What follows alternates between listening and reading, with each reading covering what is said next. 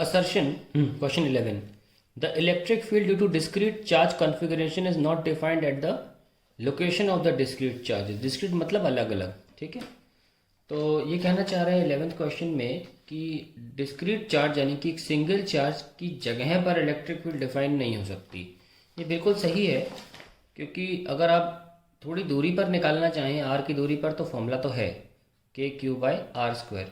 Exactly charge पे निकालना चाहें तो आप डिफाइन नहीं कर सकते, क्योंकि फिर आर की वैल्यू ज़ीरो हो जानी है और फिर ये इनफाइनाइट हो जाएगा, which is not defined. Anything divide by zero is not defined. Hence at the location of the charge the electric field is not defined. ये बिल्कुल सही है, पॉइंट है, तो स्टेटमेंट इज ट्रू। पहला स्टेटमेंट तो ट्रू हो गया, असर्शन। दूसरा स्टेटमेंट क्या है? सॉरी, असर्शन था ये, नॉट ए। ये ट्रू है और रीज़न पे चलते हैं। रीज़न क्या है? For a surface charge distribution electric field is discontinuous across the surface. मान लीजिए सरफेस चार्ज डिस्ट्रीब्यूशन है, इस तरीके का कंडक्टर ले लें, बेस्ट एग्जांपल होता है सरफेस चार्ज डिस्ट्रीब्यूशन का। हम सब जानते हैं कि इलेक्ट्रिक फील्ड जो होती है वो ऐसे होती है ना, ऐसे होती है, और वो प्लस से प्लस नहीं हो सकती। तो यानी कि ऑब्वियसली फील्ड डिसकंटिन्यूस हुई, यहाँ से यहाँ ट्रैवल तो नहीं कर सकती। Not from this point two this point it cannot travel, it will be outwards. So obviously along the surface of the surface charge distribution electric field is discontinuous, क्योंकि इतने रीजन में नहीं है, जो भी गैप्स होंगे यहाँ फील्ड नहीं होगी। तो यहाँ पे भी स्टेटमेंट रीजन जो है वो ट्रू है, हालांकि जो रीजन है वो कहीं से भी इस असर्शन के बारे में नहीं बता रहा है।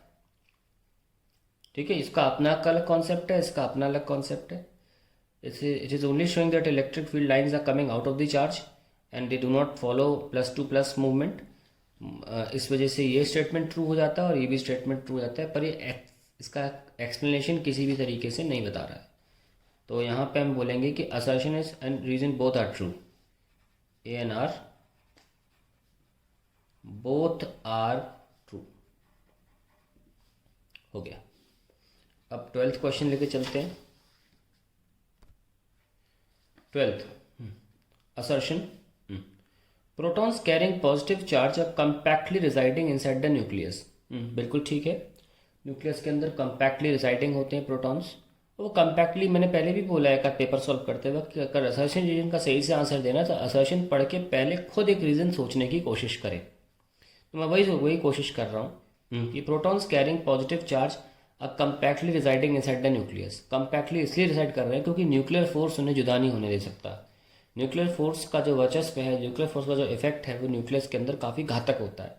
तो प्रोटॉन्स के रिपल्शन होने के बावजूद भी, वो प्रोटॉन के बीच में आपस में रिपल्शन होने के बावजूद भी प्रोटॉन्स एक साथ कंपैक्ट क्यों रहते हैं? Because of the nuclear force. तो यह न्यूक्लियर फोर्स कारण है प्रोटॉन के कंपैक्ट होने का। रीजन क्या दिया है? Electrostatic repulsive force between proton is very weak. ये गलत है। Electrostatic repulsive force very weak नहीं है, काफ़ी अच्छा खासा है। इनफैक्ट थोड़ी दूरी बढ़ने पर इलेक्ट्रोस्टैटिक रिपल्शन न्यूक्लियर फोर्स को हरा भी देता है, क्योंकि इसे 100 ही होना ज़्यादा है न्यूक्लियर फोर्स। तो यहाँ पे न्यूक्लियर फोर्स बहुत ज़्यादा है और इतना भी ज़्यादा नहीं है प्रोटॉन रिपल्शन फोर्स के सामने। तो यहाँ पे रीज़न गलत है, वेरी वीक होने की वजह से गलत है। वीक भी नहीं है, स्ट्रॉन्ग है, पर न्यूक्लियर फोर्स रिलेटिवली थोड़ा ज़्यादा है, वो भी न्यूक्लियस के अंदर।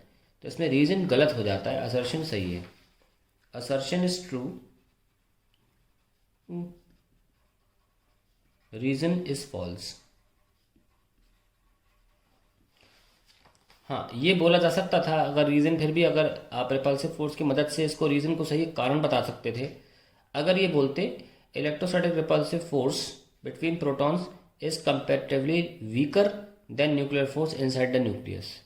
ध्यान रखें, वेरी वीक नहीं है यहाँ पे। वेरी वीक किसी कंपैरिजन में नहीं बोला जा रहा है, सीधे बोला जा रहा है कि प्रोटॉन प्रोटॉन रिपल्शन वीक होता है। ये गलत है, वीक नहीं है, काफ़ी अच्छा खासा फोर्स होता है। कंपैरेटिवली 100 गुना कम होता है न्यूक्लियर फोर्स से, जिसकी वजह से ऐसा है।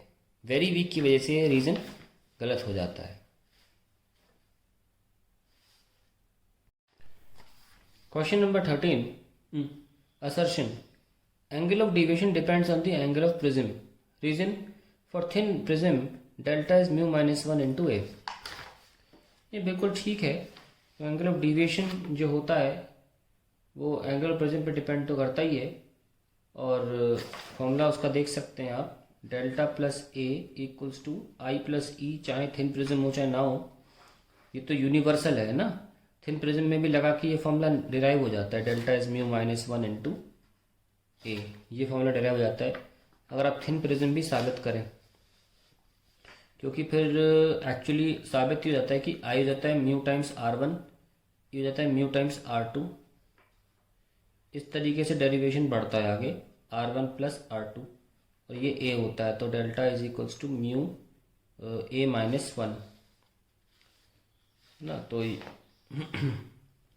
Mu A plus minus A, that is mu minus one into A. You can see that ये यूनिवर्सली एप्लीकेबल है, थिन भी नहीं होगा तो भी ए तो आ ही रहा है, तो हम कह सकते हैं कि both assertion and reason are true.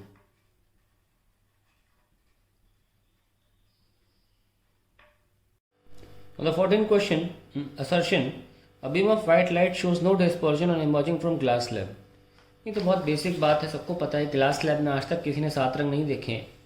और उसकी सिंपल वजह यही है कि लाइट आती है, यहाँ पर रिफ्रैक्ट करते हैं, यहाँ पर हल्का सा डिस्पर्शन तो होगा क्योंकि यहाँ पर मीडियम चेंज हो रहा है, तो यहाँ पे 7 रंग आपको दिख सकते हैं अगर आप बहुत ध्यान से देखें।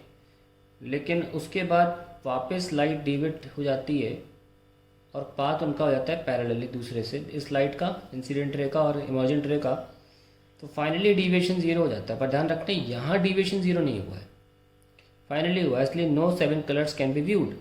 सो पहला स्टेटमेंट तो ट्रू है कि ग्लास डिस्पर्जन नहीं दिखाता। फिर कह रहे हैं dispersion in glass slab is 0, ये स्टेटमेंट फॉल्स है।